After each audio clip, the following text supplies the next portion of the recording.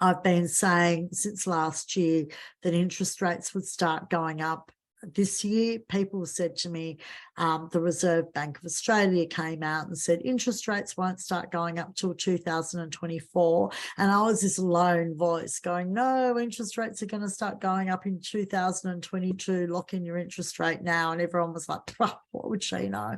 And what happened?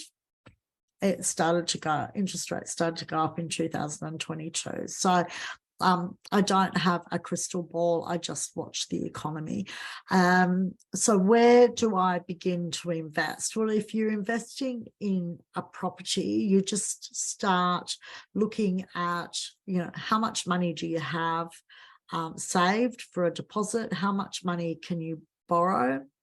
What sort of property do you want? And usually how much money in total between what you can borrow and what you've saved will dictate that.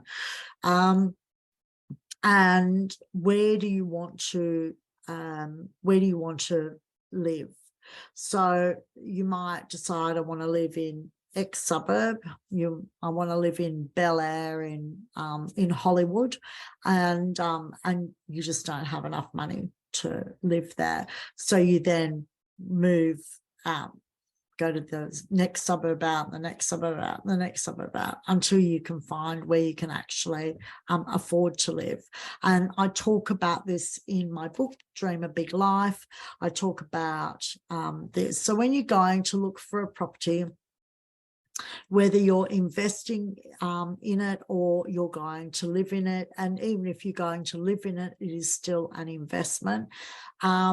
Only go with 3 must-haves. So what are the 3 things? So choose, you've got your money, you've got your suburb, you've decided on what you need. You might need a 2-bedroom apartment or a 3-bedroom house.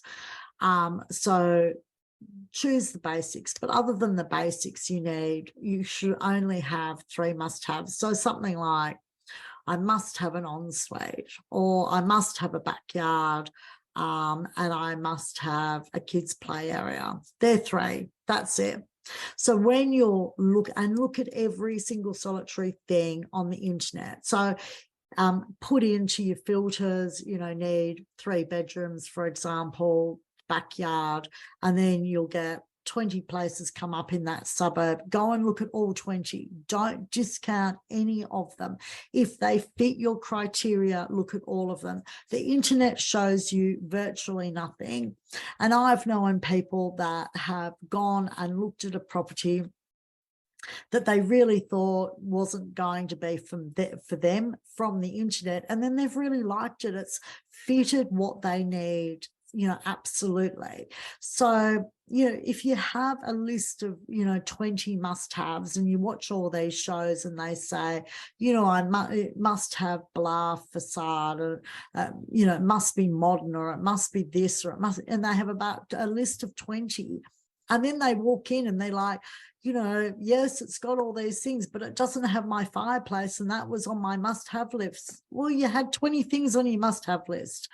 You're not going to get them all. And what happens is you choose the house that has the 3 most important must-haves. So start from there.